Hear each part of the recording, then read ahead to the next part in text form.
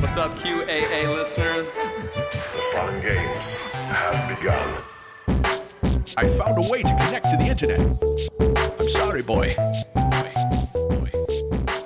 Welcome, listener, to chapter 168 of the QAnon Anonymous podcast, the Mutant QAnon Cult Occupies Dallas episode. As always, we are your hosts, Jake Rockatansky, Julian Fields, and Travis View. This week, we're taking a close look at the Negative 48 cult, led by a guy called Michael Brian Protzman, who has successfully used numerology and the promise of JFK and JFK Jr.'s return to lure large groups of followers to Dallas, where they've joined in multiple public gatherings. We'll be speaking to three people along the course of the episode. The first is Twitter user Karma2021, who has been monitoring Negative 48's ongoing streams and voice chats. The second is Katie Gardner, a woman who essentially lost her sister to the cult. And the third is Stephen Monicelli, a freelance journalist who has been covering the physical gatherings in Dallas. Travis, do you think we got enough perspectives here, or...? No, we're missing yours, Julian, as said. Thank you very much. Good comeback. Yeah, I'm corncobbing over here. Negative 48. Now, over the years, there's been a lot of thoughtful discussion about whether or not QAnon qualifies as a cult. And I personally think it does, but it's just, not always an easy thing to do about, what's the distinction between a online community and like an enthusiastic fan club and a religion and like a straight up cult. I guess one of the arguments around that word is not whether or not QAnon can be qualified as a cult. It's whether that then supersedes other definitions of it. Yeah, it can be like complicated. There are a few ways people might, even experts in this kind of thing have difficulty nailing down like what exactly makes a cult. But today we're going to be talking about a group that I think more clearly qualifies as a cult in every available definition of the concept. And that is a group led by Michael Brian Protzman, who is better known to his followers as Negative 48. Now, Protzman really wasn't on the radar of most extremism researchers, with a few notable exceptions like exposing extremism on Twitter. But all that changed when a group of Negative 48 followers gathered in Dealey Plaza, the site of JFK's assassination, on November 2nd. But I read that they actually started gathering a few days before that on October 31st. They just sort of made their presence known in a big way on the 2nd. So this group of them, they waited for hours to see the appearance of JFK Sr. and Jr. because they don't believe that important people apparently die. If you're famous enough, then you're immortal. You just sort of like you fake your death and you go underground. This is what they essentially believe. And since then, some of Protzman's followers, they've hung around for weeks in Dallas. They've been staying at hotels and Airbnbs. One of the followers at the site, who's a rapper by the name of Prime Minister, he apparently offered use of his nearby property so people could stay long periods of time, but I don't think that ever panned out. So now they're sort of been forced to stay in local Airbnbs and hotels. So what do we know about Protzman himself? Prior to becoming a QAnon influencer, Protzman ran a demolition company called Eclipse Demolition for the last 14 years from his hometown of Federal Way, Washington. Records show that the company went into administration last year. Friend of the show Amanda, a.k.a. No Turtle Soup 17 on Twitter, reported on court records which show that his wife accused him of domestic violence. Court records from King County Superior Court in Washington show Protzman was arrested in July 2019. While the case was eventually dismissed without prejudice, the details on record are as follows. Redacted stated on 7/31/19 at approximately 7 in the evening, she arrived home and went inside her residence she shares with her husband of 25 years, Michael Protzman. They are currently in the process of getting divorced, and Michael told her that if he couldn't have her, no one could. For the past 2 weeks, Michael has been acting differently, not showering or working and believing in government conspiracies. He physically held her down on the bed, using both of his hands to physically restrain her, using one of his legs to brace hers, rendering her unable to move. Michael held her in this position for approximately 2 to 3 minutes until she told him that she would agree to marriage counseling so he would let her up. When she attempted to walk down the hallway, he physically grabbed her, preventing her from leaving. She was eventually able to get out of the house and walked barefoot to her neighbor's house where she called 911. Redacted stated she is scared of Michael because he has, quote, blind rage, and she believes he may hit her. Michael has assaulted her in the past, strangling her approximately 6 years ago. Court records also show that Protsman's wife filed for divorce in June of 2019. Her petition stated that the couple had lived in separate households since November of 2018 and that their marriage was completely broken. In a response, Protsman stated that he wanted marriage counseling before considering divorce. The divorce proceedings continued until September of 2020 when both parties stopped showing up to court, resulting in a dismissal. Further court records show that Protsman is facing financial difficulties. His neighborhood homeowners association sued the Protsmans, alleging that they owed nearly $40,000 in assessments, late fees, interest charges, violation fees, and attorney's fees. Both Protsman and his estranged wife failed to show up to court, resulting in a default judgment for the full amount in April of 2021. After the 12-month redemption period ends in April of 2022 without the debts being paid, their property will be seized and sold to repay their debts. So it doesn't seem like a very stable or impressive figure, but despite that, over the past few months, Michael Protsman has managed to build quite a devoted following. Now, the key trick used by Protsman is gematria. Soft G, first of all, to all you people who've been coming down on my pronunciation, I looked this up. So we were right the whole time? We were saying gematria too, though. Well, yeah, gematria. It's gematria. Is it? It's gematria. Good. Gematria, this is a system of assigning numerical value to a word or phrase in the belief that the number has some kind of significance or that words or phrases with an identical numerical value bear some relation to each other. Gematria has been used for like divination and prophecy for thousands of years, but is most closely associated with Jewish texts, notably those associated with the Kabbalah. Apparently in Hebrew, each letter has a numerical value. But Protsman and his followers work with a gematria cipher known as Simple English or Ordinal English. This is just where A equals 1, B equals 2, etc., etc.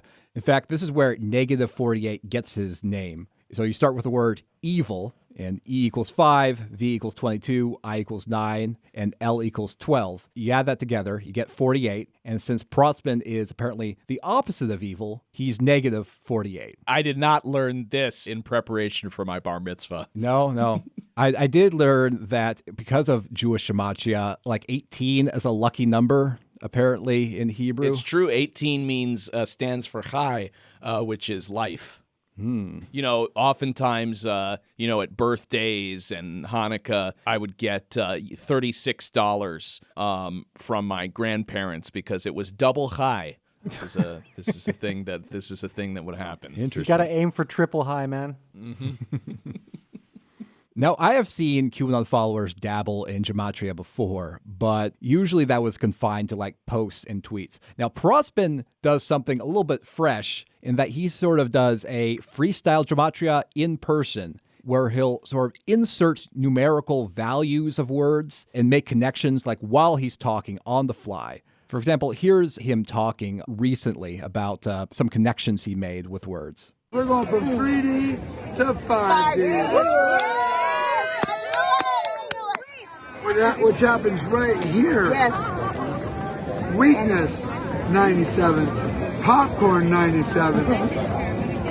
Thank you, 115. Thank you, 115 very much. 115, 345. Do you have your popcorn ready, 345? That's not what Donald Trump was really saying all the way. He said, do you have your weakness ready, 345, for a download?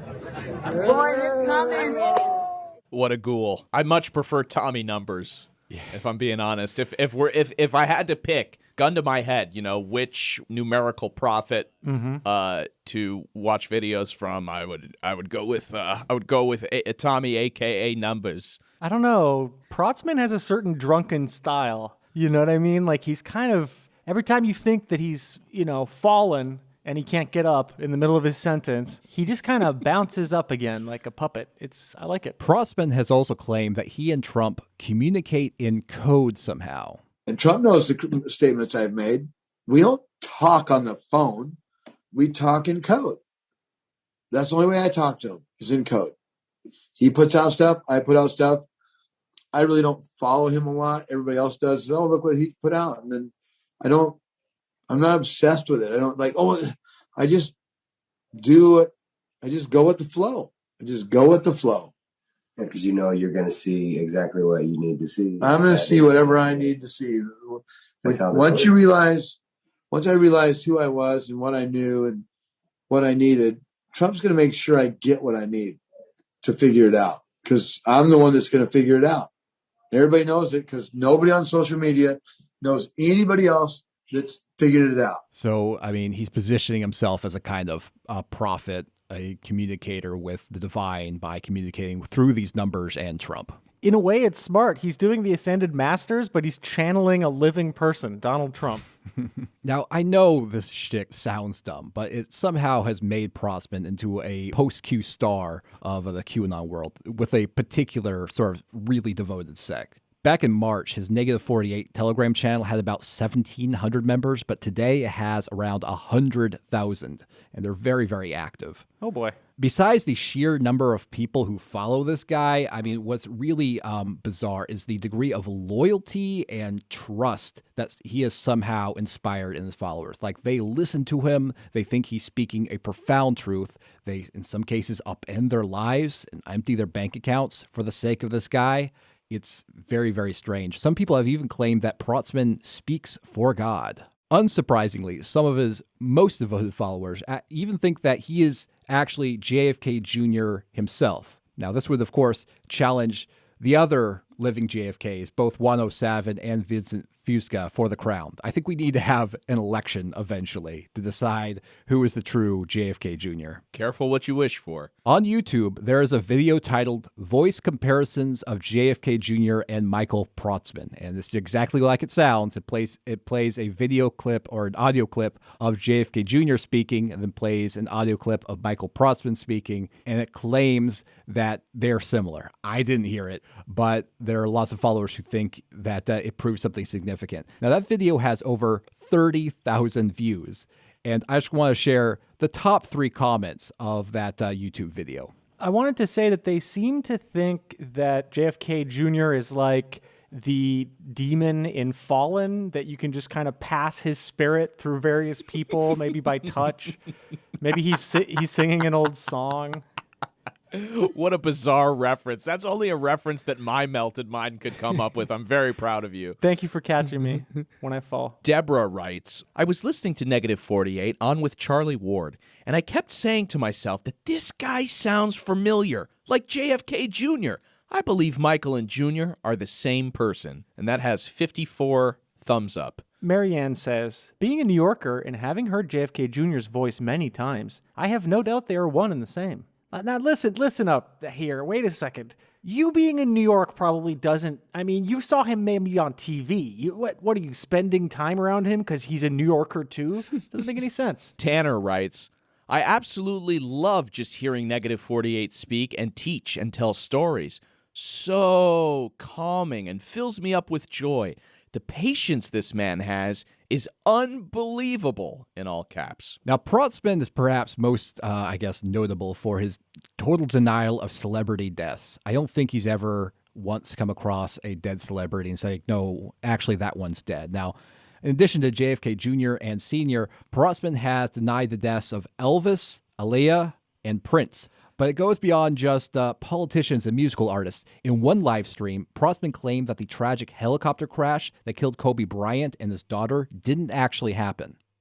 Helicopter motor, and of course it was a borrowed helicopter because it wasn't even a helicopter. I mean, it's just ridiculous.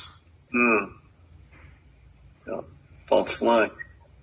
Yeah, and everybody was emotional because the daughter died. Oh, I can't think now. No. Nobody died in a helicopter crash. When a helicopter's 111, backstage 111. Then you bury them in Corona, California. There's your first clue. And the White Hats are giving it to you. It's like coincidences. We don't believe in coincidences, except for every single aspect of my life is a coincidence, which means it's not a coincidence. They're all so fucking happy. They're just giddy. They're just fucking having one. Like it just looks so fun. I mean, yeah, they really love him, even though, sometimes the stuff Protzman is talking about is impossible to decipher even to people who are close to him, it seems like. For example, he has promised followers that they're going to the ball or the inauguration. No one's quite sure what this means, but this activity will somehow require suits and dresses, so he claims. I mean, but what this ball is, when it will be, why is it happening, who exactly will be going, all of this is unclear. So here's what he said. We are going to the ball. We that are here are going to be going to not only the inauguration, we're going to the ball. And right now, people are donating money because we're all out of town. We don't have suits, dresses, and stuff. So they're all donating money on -48 on Shelly's Vimeo account, and we're going to the ball. This is so melted. I mean, there's a guy labeled as Colleen Marie, and it's just a shirtless young man. Like, what? And everyone, like, how does he convince young people to sit next to him in these videos, to gather with him? He's one of the most unconvincing people. He literally seems fucked up. I gotta say, I don't get it either. But he has, again, they are really super devoted to his message, even though, again, they're unclear on what his message is besides, the resurrection of dead celebrities. And, in some cases, like, he sometimes talks about like stuff like med beds, which is this, this promised sort of like device that heals all diseases, like in Elysium or something. Followers of -48 also appear to be taking orders from a Twitter account called @418jaw, which has the handle John F. Kennedy. John F. Kennedy. Over 100 -48 followers. They showed up on November 22nd, which is the anniversary of JFK's assassination. And on that day, this Twitter account tweeted this. Can we do candlelight? Tonight at Dealey Plaza from 21:11, 9:11 p.m. to 23:11, 11:11 p.m. Can we make that happen? They can make that happen, actually. And they did as they were told. They held a candlelight vigil while singing We Are the World. We are the children. We are the ones who had a day, so let's start giving. That apparently has been a favorite song of the group throughout their weeks-long sort of stay in Dallas. They've sung it repeatedly. They also love to do the full dance for Thriller. That one, not true. There are a few more reasons why -48 is a lot more concerning than your typical QAnon group. First, there's the overt anti-Semitism, which is most QAnon followers are happy to make it covert. So, for example, Prostman's channel has boasted Europa, The Last Battle. This is a 10-part film series that claims that Jews invented communism and that they started both world wars, and poor Germany in World War II was merely trying to defend themselves. He has also suggested that people read the Protocols of the Elders of Zion, so going right to the root of, 20th century anti-Semitism. Protzman has also promoted the film Adolf Hitler, The Greatest Story Never Told, which also paints Hitler in a sympathetic light. Recently, on a recorded video call with Protzman, one of his followers talked about the need for a physical death to let go of the ego. This clip was flagged by Hot Tub Twin on Twitter. Yeah, it's that baptism of fire going through that forge, which is ultimately what we all have to go through. We have to experience that physical death, let go of our ego, and come out on the other side. Burn everything that doesn't serve us. Burn all the lies away, and all that's left is the truth. Here's the thing. I never want to be like, this is something to worry about, because I don't want to suggest that people worry, because I want to be the source of anyone's worry, intentionally. But this is really strange rhetoric when you're talking about the need for death and when this kind of cult-like environment. One of the primary ways that -48, the group, connects is through live chats on Telegram. Sometimes these are video streams of like roundtable discussions with Protzman and people in his inner circle. And sometimes these are like big moderated discussions with like thousands of people who are all trying to talk. Yeah. I've seen the development of this as a huge platform for Q influencers who are able to really get parasocial relationships going to a much different level, to the point where now the voice chat for In the Matrix has a schedule with shows that are not his. Like he's acting now as a channel, and one of them is called Q School. Yeah, I mean, like I said, there are a few advantages. Number one, they're more intimate, so they increase parasocial relationships. They're also harder to monitor, so if they're up to some shady shit, it's not as easy to check on them. Hilariously, I checked in on it, and it was mostly like really wholesome self-help kind of stuff, like, hey, make sure to, go outside and stuff. And then they're just like, okay, time to explore the various deltas in the Q drops, like just hard drop off into pure baking. Yeah, the -48 live chats, they can go on all day long, just hours and hours every single day with like different people coming in and out constantly. So it's just like, it's just a social group you can dip in on and sort of participate in if you're so inclined. One person who has been spending a lot of time in these live chats is Karma_2021 on Twitter. She's been tweeting a lot about the disturbing things that she's been finding, and it's been really illuminating. Yesterday, I spoke with her about what she discovered in these live chats. Karma, thanks so much for coming on the show. No worries. Thanks for having me, Travis. It seems as though that on Telegram, like the main way that Protzman's followers connect is through these live chats. So how would you describe like what goes on in these live chats, and like what's the environment? So are they very like supportive or optimistic? What happens there? I follow a few, but there's one in particular I tend to stick to, mainly because it runs sometimes 16 hours a day. Sometimes they just let it run overnight. It's quite surprising. So obviously they've got a following from all around the world, but they've also, I've found a lot of elderly, which surprises me. I feel like there's way more elderly people who shouldn't be on the internet in those chats. They are very supportive. They're, we're all family, love each other. They pray together. They talk about their personal lives, their families who no longer talk to them, traumas in their lives. It's pretty much everything. You get a bit of everything in there.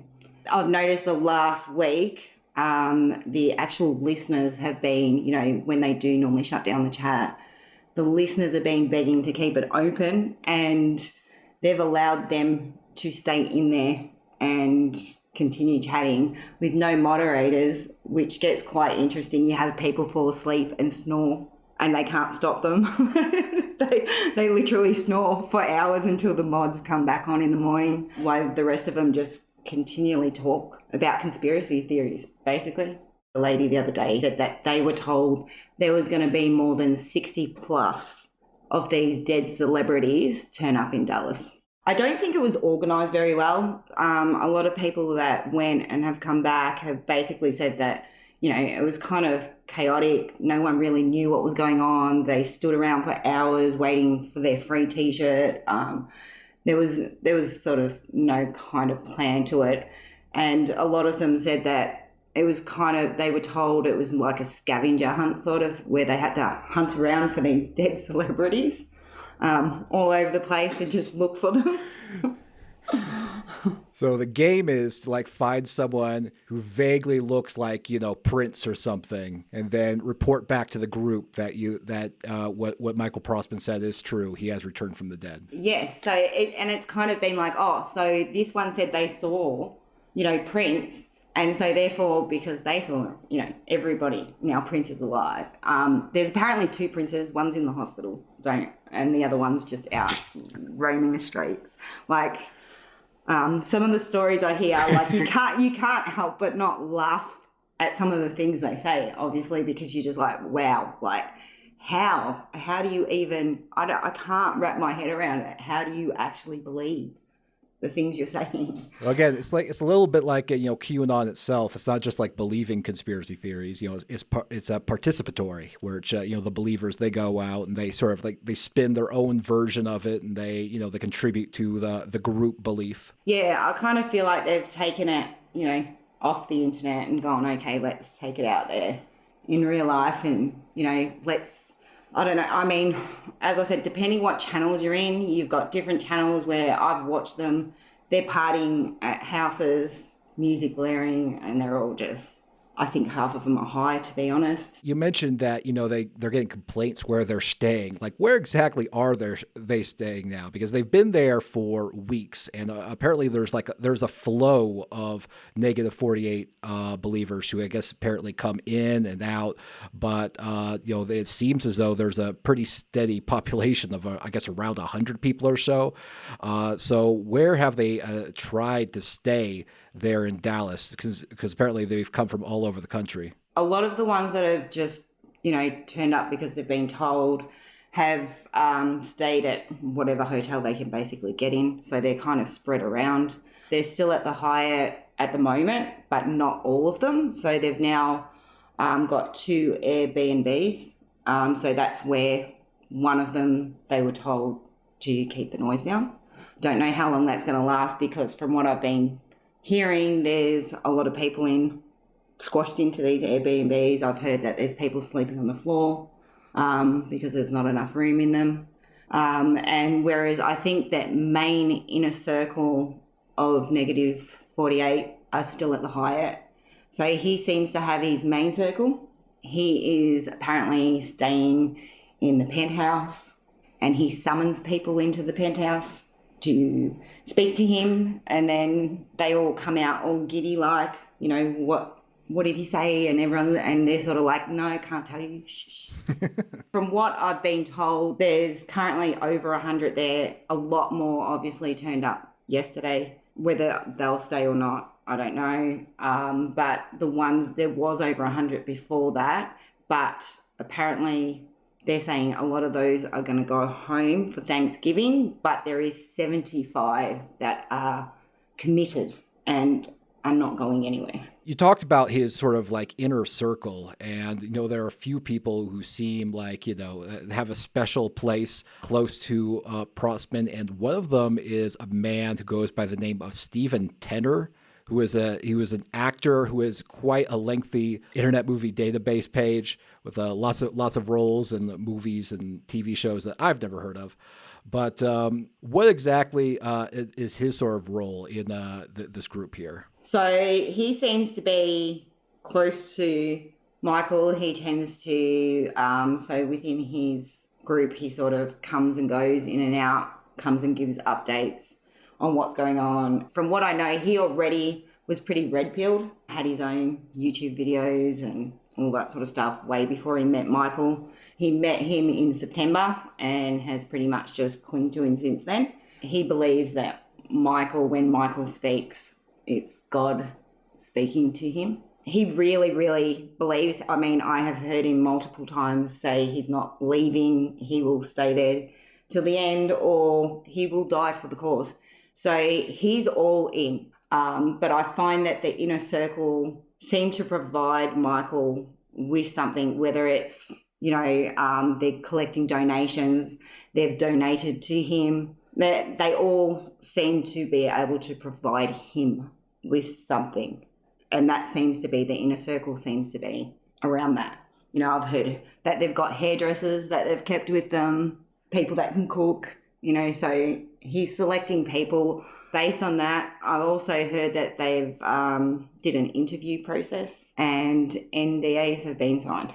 And I believe that would be more with the inner circle or the ones that are committed, because some of the ones that have come home have said that they heard about them, but they didn't sign anything because they left. So he's basically told these people that they're kind of like extras in a movie. They are playing a role in his movie, I guess.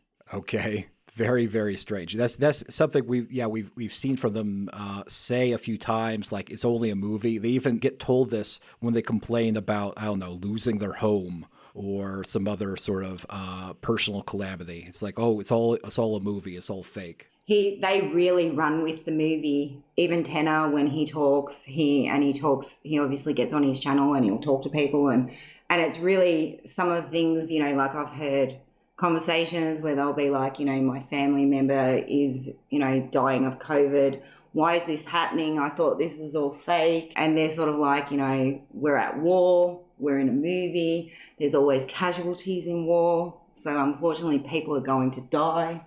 And I hear that one a lot. and you sort of wonder how these people are sitting there just going, what? Like, so my family members are all just the casualty in this war.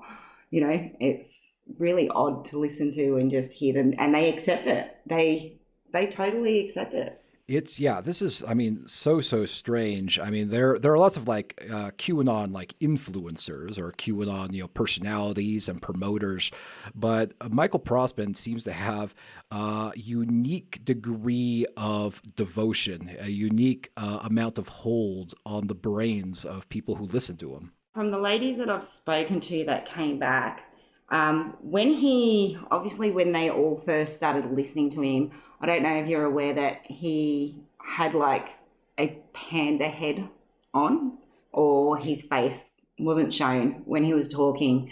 And they seemed to believe that they were mesmerized by his voice, and at times his voice sounded like JFK. And they said that had they have seen him prior, they probably would not have gone to Dallas.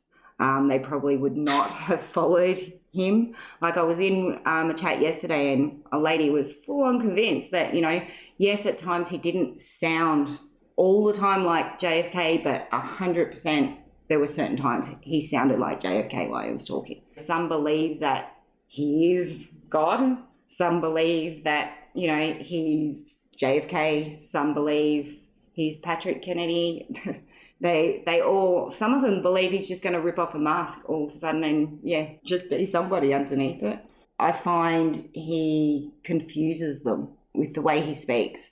He plays this game where he's sort of, yes, I am JFK, but no, I'm not JFK, or maybe I am JFK, but and he talks like that, and you can tell it would be easy, and especially a lot of these people have said that they've stayed up for 10, 11 hours listening to him nonstop, that when you're that tired, that eventually you're going to start going, whatever he says. Yeah, that touches on two things, all the I guess the other two people who sort of kind of claim to be JFK, as Wano Savin and Vincent Fusca. They both never come out and say they're JFK. They just kind of allow other people to believe it and encourage other people. I guess he's sort of doing the same thing. I think he is, and he plays it really well though. I think he really plays it because he's been asked straight out, and he doesn't say no, but he doesn't say yes. Yeah, you also mentioned sleep deprivation, which is apparently a common affliction amongst Prossman followers. How do they often talk about, why, first of all, why they aren't sleeping, and how their lack of sleep is affecting them? He obviously keeps them busy, that they're always doing something, whether they're going out to the plaza or wherever they're actually going. And then at night time, he keeps them up. They usually do something where they are, when they're at the Hyatt, they had a conference room there. At the start, I just thought it was just hours of him just on the stage, crapping on basically, and having others get up and talk. But now I've come to find out that he does hours of training with them every day. What kind of training? Basically, all the numbers and gematria and he basically just trains them. Some of the words have been, it's not just that, it's spirituality, truth. So he is basically training these people to believe whatever he wants them to believe. How to turn words into numbers and connect those numbers to other words that add up to the same value, and assuming that has that kind of significance. He's basically just drilling them with that while he's there. So I've heard different accounts of, first it was just training, and then they sort of went into a bit more detail about it. Some of them say, we're free to go and do whatever we want, but from what I've seen in the channels, if a post goes out to them and basically says, we need to be here at this time, you all have to be here. I think today I saw a post that said, you need to come and pick up the groceries. Everyone needs to come to this spot, pick up groceries and bring them here at this time. He does get them all doing stuff. They seem to all be doing stuff. So I also understand that some of Prossman's followers in Dallas, they've been consuming some sort of mysterious gummy treats. What is that about? Within the chats, it's sort of come about that these gummies are being given out. I'm not sure exactly what they contain.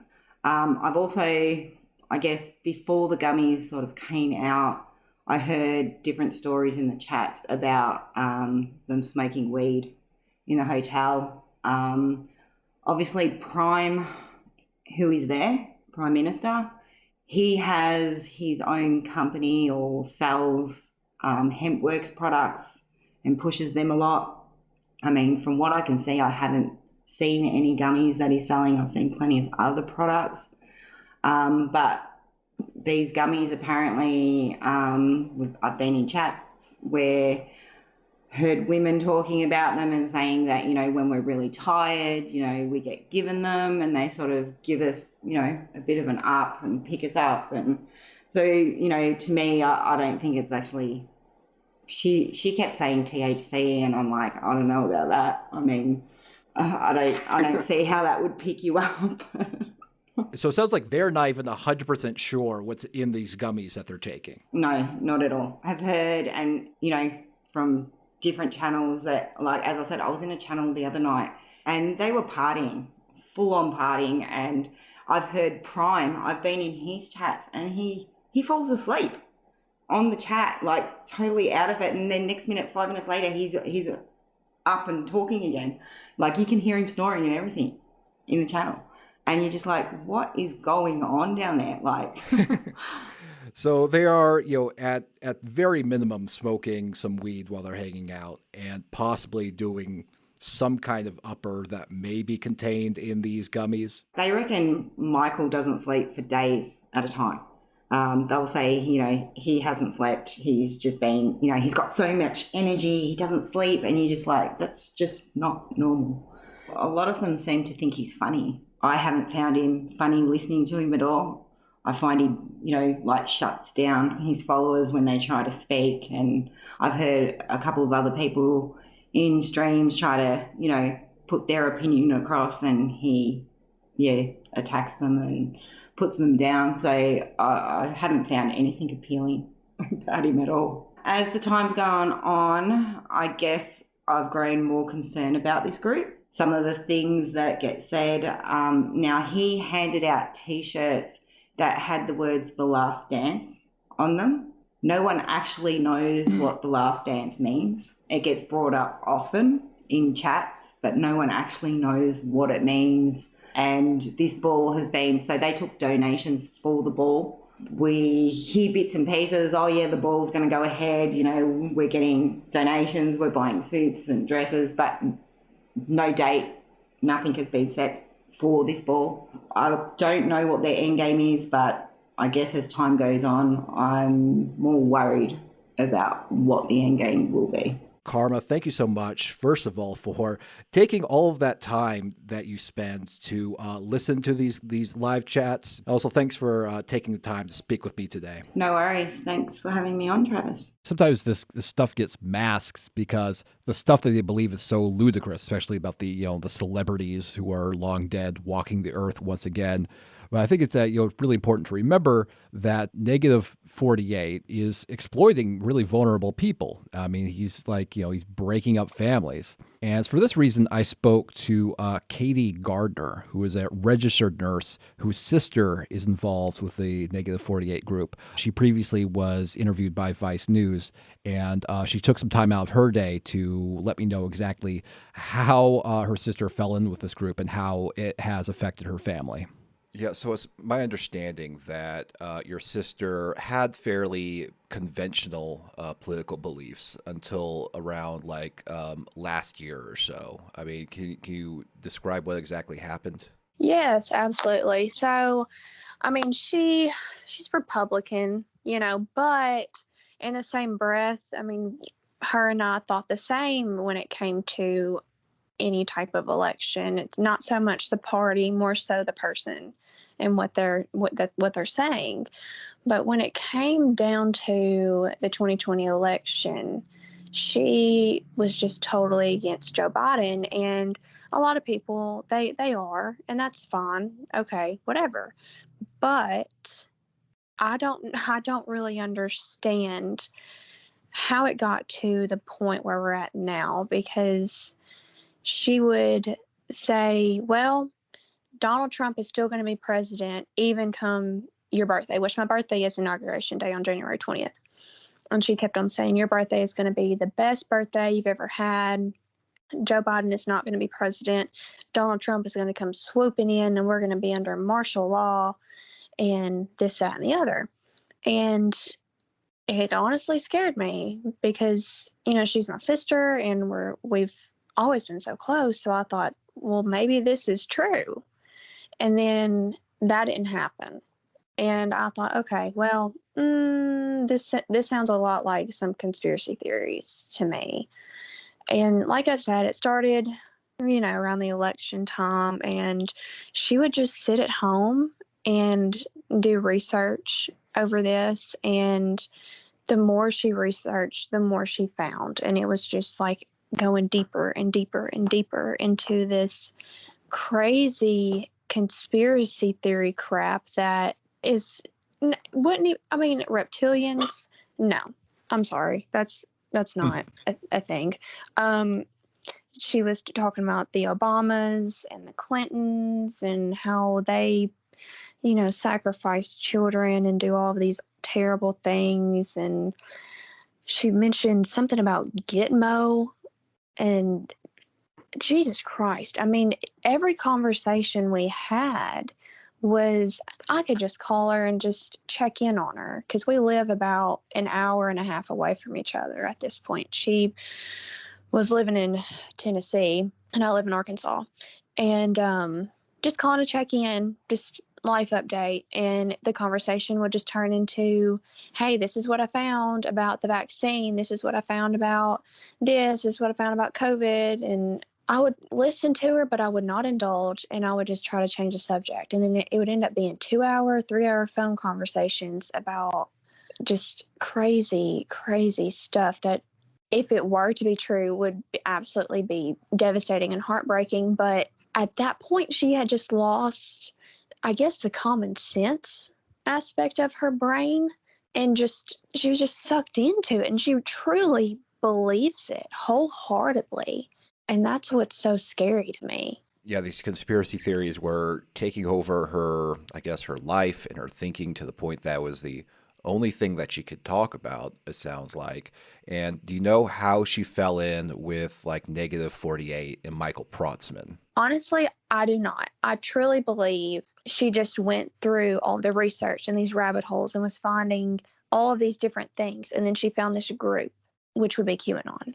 And in this group, she found people that believed the same things she did and saw the same things she did. So they're all like-minded people, which is very dangerous. It was like, I finally found someone that will listen to me, because we wouldn't listen to her. We would keep telling her, no, that's not true. What you're saying is not true. I'm sorry. That's not what's happening. And she was like, I'm trying to wake y'all up. Something big is going to happen. Y'all just wait. And we're just like, okay, but nothing's going to happen. Nothing is going to happen. And she kept on and she kept on, and her poor husband was having to deal with this. And I think he's a doctor and I'm a nurse, and we know how to deal with people, not necessarily with a cult mentality, because they don't really teach you that, but they teach you how to deal with people that aren't necessarily in their right headspace. And you have to get down to their level and talk to them like you believe them, almost. And that's what I was doing. My mother is also a nurse, so that's what my mother was doing, and that's what her husband was doing. We were just like, okay, I hear you, but that's not true. That's not true. That's interesting. And the research that you're doing, that's something, but it's just not true. And I'm so sorry to tell you that. And she just got sick of us not believing her. And she started reaching out to her friends and trying to get them to listen to what she had to say. And her friends were saying, no, that's not true. I'm sorry, that's not true. And she found this group. And this group, they were just like, yes, oh my gosh, yes, it's true. Absolutely. What you've been researching, I've been seeing the exact same thing. And that's how she got involved in QAnon. And then I noticed on her Facebook page, her cover photo changed to -48 when previously it said -48. And I didn't know what that meant. But before, it was a picture of her and her husband and her 3 children. And I didn't think anything of it. I just thought, that's interesting. Because to be fair, I have my own life. Everybody has their own lives, and I can't sit there and babysit a 31-year-old. I can't sit there and say, oh, okay, well, what are you researching now? What are you doing? Because she's always been so level-headed. And out of all of my siblings, I really thought that she would be the least likely to get involved in something like this. If anything, even my dad said it just as a joke. If I thought anyone was going to get involved in something like this, I would think it would be you talking about me. But no, it's her. So when that changed, I thought that's odd. So she found QAnon, and then she found -48, and then he was telling her everything that she wanted to hear. That I guess that maybe she thought that she needed to hear. And it should be noted that she's not to blame in this. If anything, she's a victim, just like everyone else.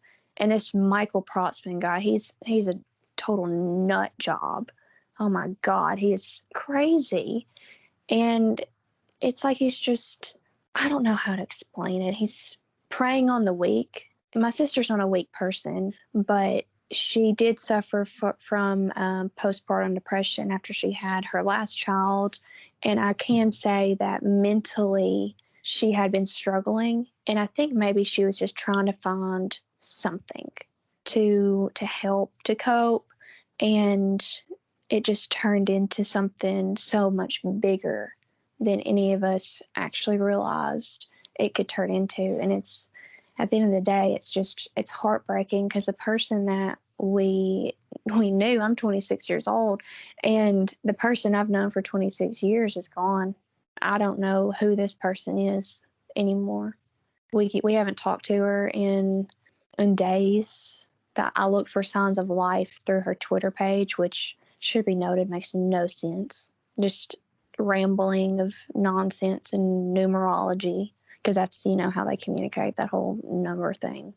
And I don't understand it, and I don't have time to sit there and decipher codes. I just don't. So I've been watching that, and I've been watching the Telegram. What they've been saying still makes no sense to me. No idea. But all I know is that she's in Dallas, and these people have convinced her that she doesn't need her family. She doesn't need her kids. She told my dad and my stepmom both that she's staying in Dallas. She's waiting on this big thing to happen, whatever that is. And her husband can take care of the kids because she's been doing it for the past 5 years. And she's done, essentially. And, for a while, for about a month, she's been gone for about a month, I had said, I just want her to come home. Let's get her home, and then we can figure something out. And, if she needs to be mentally evaluated, we'll do that. That's fine.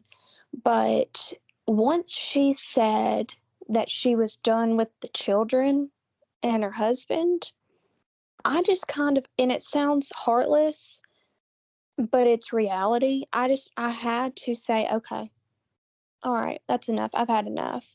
If you want to stay in Dallas and do this, you're an adult. You can make adult decisions. Okay. If you want to do that, you do that. But now my priority is the children and her husband.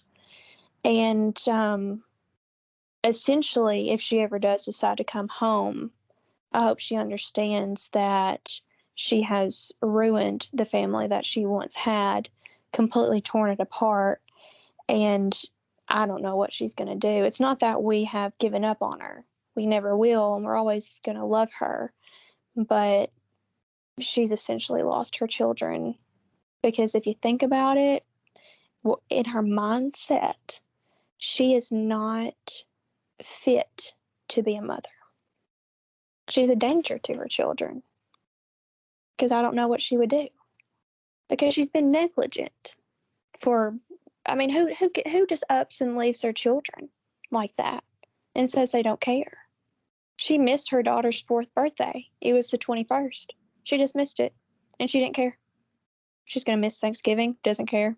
I have no idea how long she's going to be gone. Yeah, that's very, very sad to hear.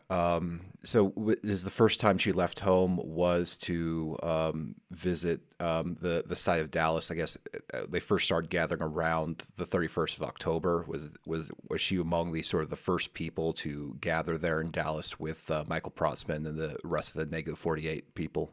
Yes, she was. She had left, and she had gone. I think she had gone before. And she was gone for a week to Dallas, came back for a day to get more things. And then ever since then, she's been gone. She was there for the return of JFK Jr., and obviously that didn't happen. And then, he keeps on saying different dates. Something's going to happen on this day. Something's going to happen on this day. And he's keeping them hooked by that. Just something's going to happen. Just wait. It's okay.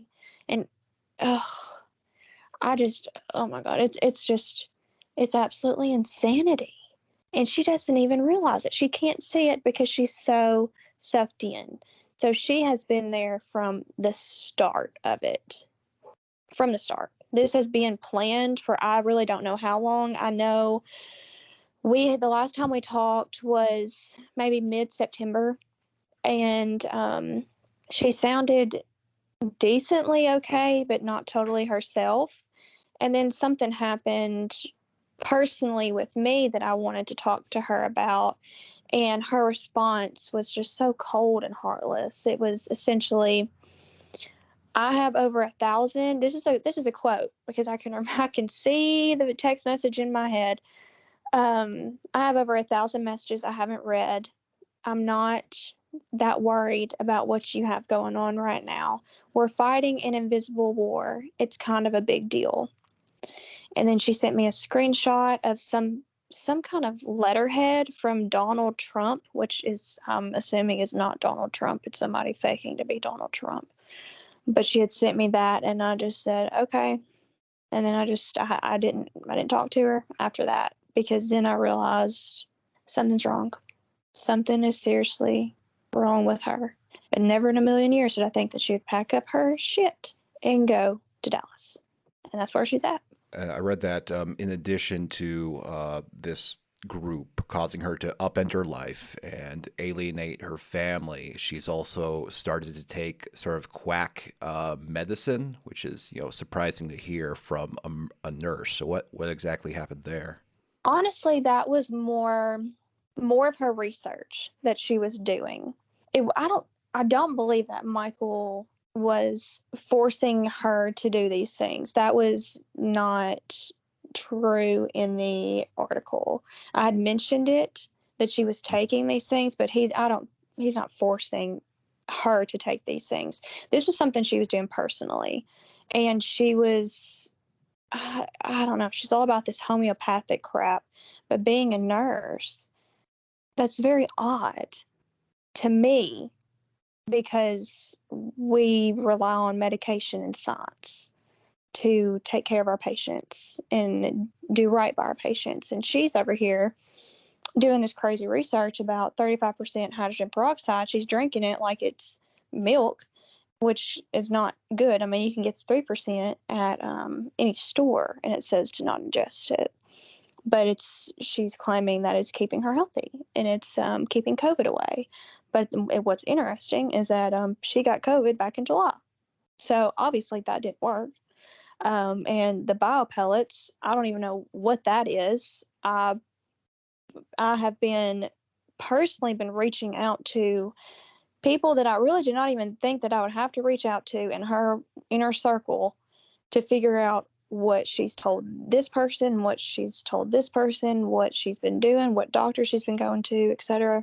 And she had mentioned that she was taking these biopellets for her health. And I don't know when I looked it up, biopellets are used to clean like aquarium tanks. So that was just really odd to me. And I'm very confused why she thinks that she needs that. I know that you go into her house, which is a complete train wreck of a mess. I'll just put it out there. She stopped cleaning. She stopped cooking for the kids, for herself. The house was a total wreck. Anytime laundry needed to be done, she wouldn't do laundry. She would just go buy new clothes for the kids. She and herself and her husband. She believes that there is going to be a financial reset and no debt is going to be owed. So she has been blowing through money, just thousands and thousands and thousands and thousands and thousands of dollars. She's been blowing through to just, I don't know, just for fun. I mean, there's shopping bags all over her house, and it's almost like she's in a manic type state. But I've never seen someone be in a manic state for this long, so I don't know if that's what it is. But it's just, or maybe it's just the brainwashing. But she's just been spending and overspending, and you go into her bathroom, open her cabinet, and then there's just all these supplements of crap that she takes that makes literally no sense for her to take. And the kicker is her husband is a doctor and she's a nurse, and she's over here thinking that these crazy things are going to help her. And yeah, she's one of those people that thinks like the horse paste or whatever is going to cure COVID too. I mean, yeah, she's one of those people. So yeah, you mentioned that you have no idea like when she is coming back. I mean, is there going to be ever a point when like, you know, the money's going to run out, where she's going to get exhausted? I mean, do you have any hope that you'll see her by Christmas? Essentially, when her husband reached out to all of us and told us what was going on, because he had been holding this in for a long time because he thought he could handle it. And it got to the point where he couldn't. When this came out, we told him, cut off the cards. Cut them off. She's not getting any money. Make sure that if she tries to call the bank to get more money, she's not allowed. Cut that off. So that's been cut off. She doesn't have access to any money. She's been I think she told my dad that she's staying somewhere for free and all of her food and her shelter is being covered. I know she won't be home by Thanksgiving. We're trying to make plans, at least for the kids and her husband, to where we'll be able to celebrate. I mean, I'll be working on Thanksgiving, but just to keep the normalcy for the kids, you know. And no, I don't think that she'll be home by Christmas. Like I said in the article that people have seen, it's I'm not going to say I've lost hope, because I love her to death, and I want to believe, I really want to believe that something is going to wake her up and she's going to realize that this negative 48 guy is full of shit and she needs to come home. But in the same breath, I'm mourning the loss of my sister, because the person I knew is gone. This person now, I don't know her. Because my sister, she would never leave her kids. And she would never do these things. But she's just so sucked in. So to answer your question, no, I don't think that she'll be home by Christmas. I know that she's all in. And it should be noted that she actually got, I don't know if y'all know about this guy named John. Have y'all heard of a guy named John? No, who's John? But this John guy called my dad from my sister's phone and was saying that, because my dad had been involved in some, like the Clinton administration, nothing sketchy, nothing weird, just he knew Bill Clinton, and, you know, it was just something along those lines. And I don't know what went through my sister's mind, but she thought that it was a good idea to get this guy who calls himself John to call my father and say, you know, we're armed, and if you try anything, you know, I just want you to know that we're armed, and but essentially threatening him in a way. And my dad did not take that lightly, and I will not repeat what my father said, because no. just not going to repeat that. But she's in so deep that she's getting these people. It was a one time she did it, but she got this guy to contact my dad. I'm assuming to get, I don't know, I guess for her to get my dad to understand what's going on, because she does believe this is true. And my dad's like, no, this is not true. Absolutely not. You're acting a little crazy, but okay. But it just, I don't know who this guy is, but my dad said that he sounded like he had an accent, and he said that he was from Africa. Negative 48 did one-on-ones with every single person that had gone to Dallas. My sister had done a one-on-one, and he had said that she is a chosen one. She is being picked to stay in Dallas, and he named her the ambassador of Africa. How does that make any sense? Is really one of the strangest things I've heard, and there are lots of strange things coming out of this Negative 48 group. Well, I mean, again, thank you so much for talking about this. I know it really can't be easy, and I will say that many of the listeners of our show, they are in similar situations in that they have family members who are just get sucked down the conspiracy rabbit hole, and they're just different people. So I'll say that I'm certainly rooting for your sister to get back on track and to rediscover her life and her family. And I'm sure many of my listeners are too. Absolutely. And if I can stress anything, it's, if you do notice that your family member is being distant, and they're talking about things that are not true, even if, because not everything on the internet is true. That has to be stressed. The internet is full of lies.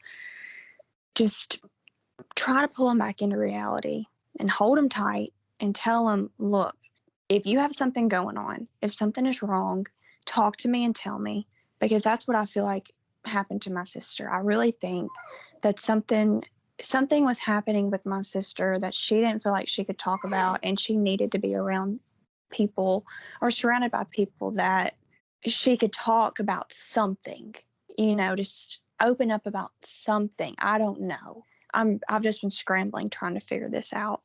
But I just want your listeners to not lose hope, because maybe they aren't as deep as my sister.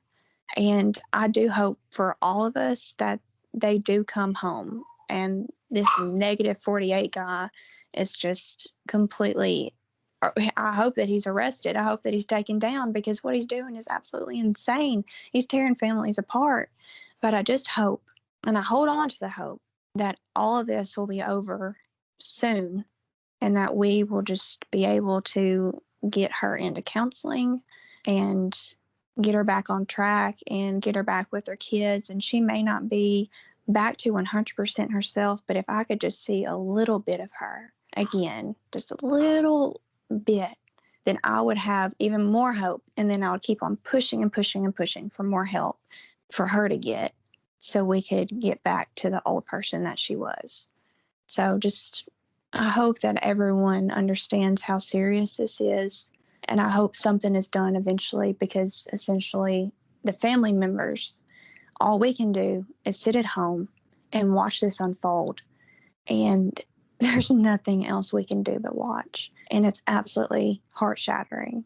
All right, Katie, thank you so much for your time today. I really, really appreciate it. I think people will really, really resonate with your story. No problem. Thank you so much for your time. I really appreciate it. And I'm really excited about this to come out. Oh, man. Unbelievable. Yeah, super grateful that Katie was willing to speak on the record about her experiences. I'm sure there are many more families who are going through a very similar situation and having their people they love getting sucked up into Michael Prossman's apparently inscrutable charisma, who aren't able to speak out. But it is really horrifying, to watch someone, because it's not just, people believing silly things. Like a family is shattered, children, a husband, a home. That's not stable anymore partly because of these online conspiracy theories and people like Michael Prossman willing to take vulnerable people into their fold. The John reference, I think that's a JFK thing. That's what they called JFK Jr., if I'm not wrong. Yes. That's John is a nickname for JFK Jr., but apparently, according to her, someone calling themselves John called their father. Whole baffling exchange about not to mention the idea that John has some sort of administrative control over Africa, which is a continent. Yeah, it's disturbing on multiple levels because it sounds like there's just lots of weirdness that has not even been reported yet. Some weird structural stuff that's going on in the Negative 48 organization that because the weird whoever is surrounding Negative 48 is doing some weird shit. It seems almost like this guy is just opening a market for grifters to come and take advantage of very vulnerable people in specific spaces and times. We are joined now by Stephen Monticelli. He is an independent journalist from Texas who was on the ground with Negative 48 in Dallas and wrote about his experiences for Rolling Stone. Stephen, thank you so much for coming on the show. Thanks for having me. So, have you had the opportunity to speak with Michael Prossman himself? So, no, I actually didn't. I reached out for comment. He didn't respond to me. When I was there, I just didn't run into him personally. And he was always surrounded by his flock of people. But another local reporter did actually finally get a chance to approach him and try to talk to him. And he recorded that interaction, and he called him a prostitute and a dumbass, which is, just very lovely. And that was in response to the question, so when are you guys going to leave? Yeah, that's the other big question is that, what exactly, I ask some other people this, but what exactly is the end game here? What exactly is the big reveal? What will make them say, aha, I got what I came for, and now I'm going to go back to whatever it was I was doing before that? Do you have any idea what that might be? Based on what I'm hearing from people who are still around and have been here for, I guess, now 3 weeks, basically the sky opening up. This is a revelatory sort of event that they're expecting to occur. At least that's what Prossman and the true believers say is, some sort of great reveal where JFK Jr. and a bunch of other secretly alive celebrities who we all think are dead are, going to elevate Trump back into the White House and take down the global Illuminati pedophile cabal. And there's lots of talk about clones, holograms, the idea that the assassination of JFK was like a spell cast by the Illuminati.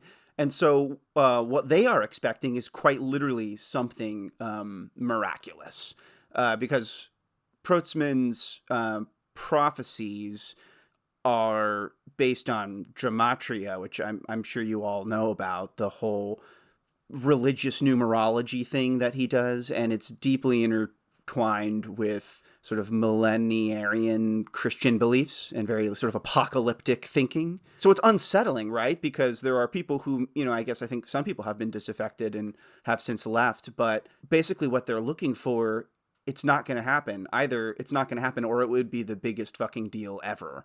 It would be literally Jesus Christ resurrecting, which is quite literally what some of these people think and kind of compare this to. There's this discussion of a secret bloodline, a religious bloodline that goes back to Christ himself that the Kennedys are a part of. So, there's a lot going on, complexities to this sort of belief structure that Prossman has created around himself. I mean, it's like a tent revival atmosphere. And quite literally, they use that language in some of the Telegram chats. This isn't the first time I've been around a grouping like this, and I described the one that was in Dallas previously for God and Country Patriot Roundup as like a tent revival. It's like church to some of these people. It's deeply religious which makes it even more unsettling because it's not just like a political belief or an ideological belief. It is a theological belief at a certain point for a lot of these folks. And they're really happy to be there. It's like a community, their chosen family of sorts. You know, I tried to observe as much as I could, but I would also just chat with people, and I would never try to question them in terms of, like scrutinizing their beliefs. I would ask them questions, just to ask them what was on their mind and why they were there. And they would tell me. I think some of the more self-aware of them would say, sometimes they would preface like, well, if I tell you, you're going to think I'm crazy. When we're talking about this sort of stuff, it's impossible to get inside people's heads. But the question that comes to my mind a lot is, are these people really believing this? Are they true believers in what they're pushing? Or are they grifting? Are they, just hawking whatever they have on hand because that's what they want to do? And, if we could understand which of those it is, then maybe we would have a better understanding of what might happen. Based on what I've seen and the sort of stuff that comes through his chats and how he's acted around other journalists and stuff, I mean, he could be closer to being a true believer in what he's peddling than not, which would be unsettling because I think that would make it less likely for them to just say, oh, well, we gotta, get out of here before the whole thing implodes. On the other hand, they are still people, and he seems to be able to gather a bunch of people around him. So maybe he will make that choice and something will occur and they'll be able to, use it as a satisfying enough event to not lose the flock that they've developed. Because I think that's really what it's about for him, is the way that he acts, is it's this flock of people that he's developed. It's an ego thing. He seems kind of megalomaniacal. Whether he goes one way or another, I think it just kind of depends on where he falls in this, and it's impossible to tell. I guess there's also the idea that regardless of whether an event takes place or not, for some people, just being with a group of people who believe the same things that they do might be more fun. That's better than having to go back home and say, nothing happened, and I spent a ton of money. I mean, there is kind of that human element too that it might just be enough to keep it going. That's something that came up. I'm forgetting what her name was, but one of the speakers at the For God and Country Patriot Roundup, the QAnon conference in Dallas, one of their speeches was basically like, it's about the friends we make along the way, and we've learned how to do research together, and it's about the people we've found and the communities we've built. And I'm like, that's what you're taking away from this? Like all of these things failing to occur, and this deep rabbit hole you've gone down that is a total dead end. That's what you've taken away from it. And I think you're probably very right there. Like that is probably what some people will walk away from this with. Gosh, I just want like one normal week before the end of the year in Dallas. Well, go check out Stephen Monticelli on Twitter and Protean Mag. Thank you so much for joining us today. Thanks for having me. Thanks for listening to another episode of the QAnon Anonymous podcast. You can go to patreon.com/QAnon Anonymous and subscribe for $5 a month to get a whole second episode every single week, plus access to our entire archive of premium episodes. If you're already a subscriber, thank you very much. It helps us stay advertising free and editorially independent. For everything else, there's QAnonAnonymous.com. Listener, until next week, may the deep dish bless you and keep you. It's not a conspiracy, it's fact. And now, today's auto cue.